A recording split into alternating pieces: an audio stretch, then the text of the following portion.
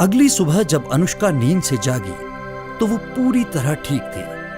उसे अपनी बीती रात के सारे डरावने अनुभव, वो डरावने सपने कुछ भी याद नहीं थे। अब तो ठीक है ये। उफ, ये कल का दिन, वो अजीब सा कुत्ता और उसका वो बॉक्स। फिर अनुष्का को आयु किचन में मिला, जो अब भी थोड़ा सहमा हुआ था।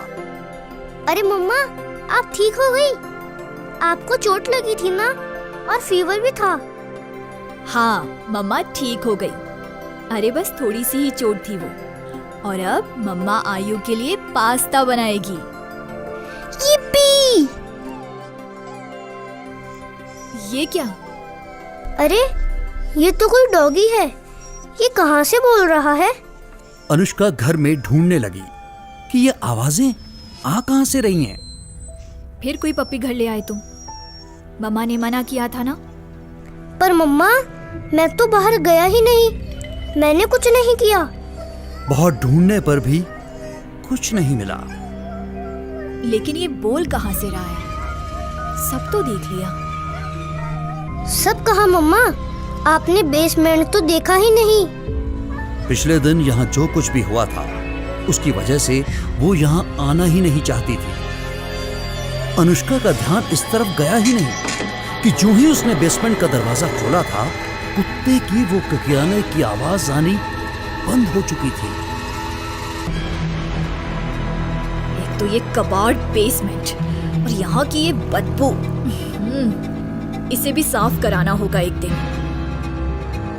अरे ये खाली कैसे है? शैडो की बॉडी कहाँ गई? नो, वो यही है। मम्मा, मम्मा, ये कितना स्कैरी है। ये खड़ा कैसे हो गया? ये तो मर। और तभी शैडो फर्श पर गिर पड़ा। वैसे भी वो बहुत कमजोर लग रहा था। उसका वो गला हुआ शरीर, उभरी हुई हड्डियां और बाहर झांकते अंदरूनी अंग, पता नहीं वो जिंदा कैसे था। आयु, चलो जल्दी चलो, निकलो यहाँ से अभी। अनुष्का ने बाहर आकर बेसमेंट का दरवाजा बाहर से पूरी मजबूती से बंद कर दिया था और अपनी रोज की दिनचर्या में व्यस्त हो गई। मगर उसका दिमाग अब भी शैडो में उलझा रहा। कोई मरकर जिंदा कैसे हो सकता है? मैंने अपनी आंखों से उसे मरा हुआ देखा था कल।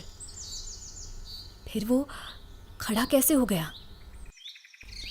दोपहर हो गई। आयु खाना खा के सो गया, लेकिन अनुष्का के दिमाग में वही उधेड़-बुन जारी थी।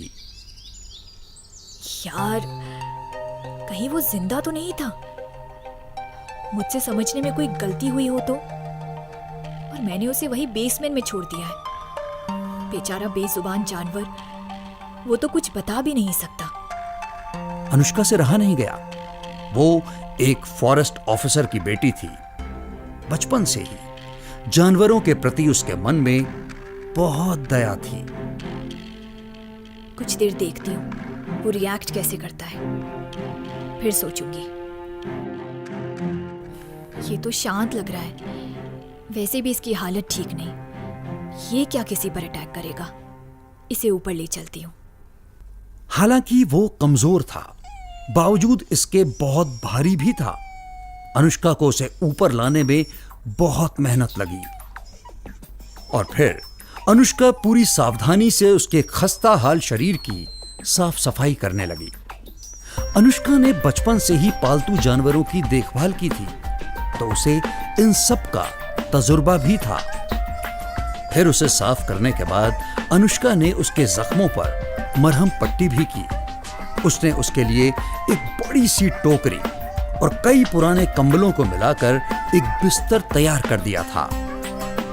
चल चल, उठ जा शैडो, शैडो, गुड बाय।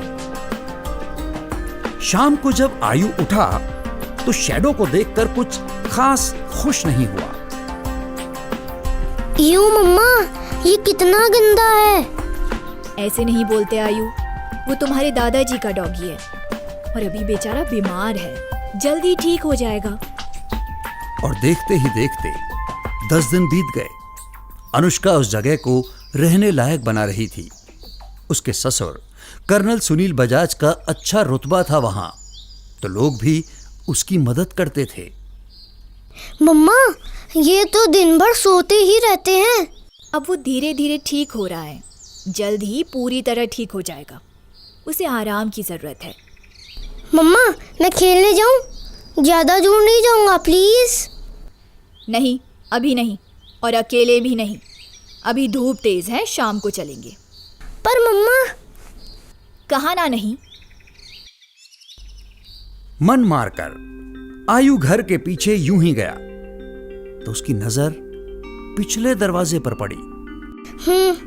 ये तो लॉक नहीं है। चुपचाप चला जाता हूँ, मम्मा को पता भी नहीं चलेगा। हाँ, यही ठीक रहेगा। मम्मा तो बिजी है। मगर जैसे ही आयु दरवाजा खोलने वापस मुड़ा, पूरी तरह चौंक पड़ा। अरे, ये कब यहाँ आ गया? मुझे तो पता ही नहीं चला। शैडो आयु को घूरे जा रहा था, जैसे उसे गलती करता हुआ रंगे हाथों पकड़ लिया हो। कहीं इसने मेरी और मम्मा की बातें तो नहीं सुन ली? मैं भी क्या बोल रहा हूँ, सुन भी लेगा तो इसे समझ कहाँ आ जाएगा। दिन बीतने लगे। वहां की जिंदगी शहरों वाली चकाचौंध लिए हुए नहीं थी, लेकिन अजीब सी शांति और सुकून था वहां। अनुष्का और आयु देर तक सितारों भरे आसमान को निहारते। सुबह पंछियों के चहचहाने से उनकी नींद खुलती। बिना टीवी या मोबाइल के भी उनकी जिंदगी बेहद खुशनुमा थी। और अब तो उनके साथ एक सदस्य और जुड़ गया था, शैडो। पता नहीं क्या अजीब था उस कुत्ते में। वो बहुत समझदार था और एक पल को भी उन्हें अकेला नहीं छोड़ता था, चाहे वो घर में हो या खेतों में। और जब कोई अजनबी उनसे मिलने आता, उसके कान खड़े हो जाते। आयु और अनुष्का भी शैडो की इस भावना को समझते थे और ये उनके लिए बहुत मायने रखती थी। एक अकेली औरत और बच्चा। शैडो के साथ वो खुद को सुरक्षित महसूस करते थे, चाहे भले ही वो एक जानवर हो। उसके आने से उनकी जिंदगी बहुत हद तक बदल चुकी थी। 1 महीना बीत गया। अनुष्का उस फार्म को डेवलप कर रही थी। उसने कुछ तीतर और मुर्गियां भी पाल ली थी। स्थानीय लोगों से उसके संबंध भी काफी अच्छे हो गए थे। शैडो की हालत में अब काफी सुधार आ चुका था। उसका फर भी दिखाई देने लगा था। एक पालतू कुत्ते के लिहाज से वो कुछ ज्यादा ही समझदार और परिपक्व था। अनुष्का को यही लगता था कि ये उसके दिवंगत ससुर की बेहतरीन ट्रेनिंग का नतीजा है जो उन्होंने शैडो को दी थी। अनुष्का को नहीं पता था कि शैडो जो चीज था उसे किसी ट्रेनिंग की जरूरत ही नहीं थी। एक रात अनुष्का जब सारे खिड़की दरवाजे बंद करके सोने जा रही थी तो उसे बाहर से कुछ हलचल सुनाई दी।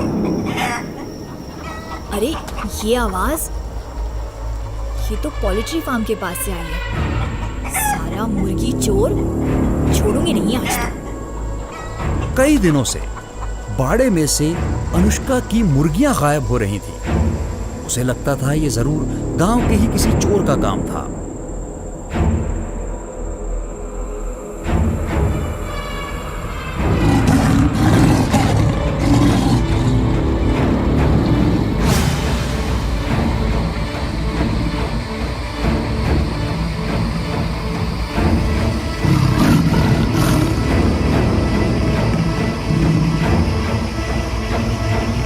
ओह माय गॉड, क्या करूं?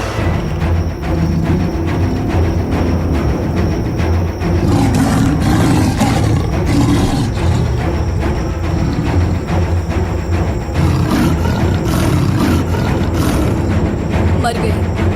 ये तो 2 है। आज तो तू गई अनुष्का।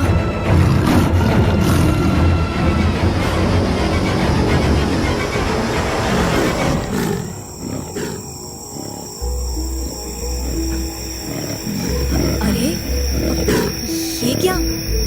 ये पीछे क्यों हट रहे हैं? हाँ, ये तो डर रहे हैं, पर किससे?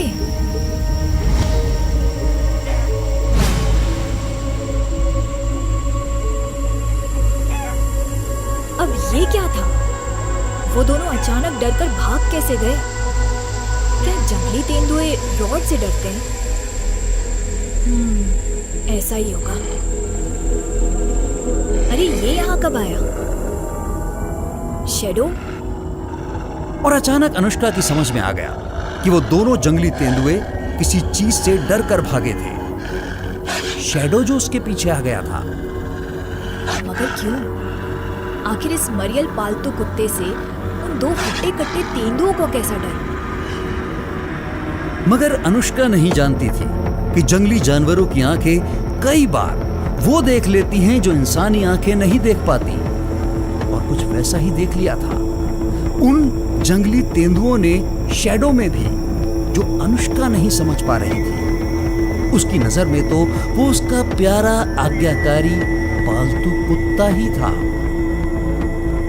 आगे क्या होगा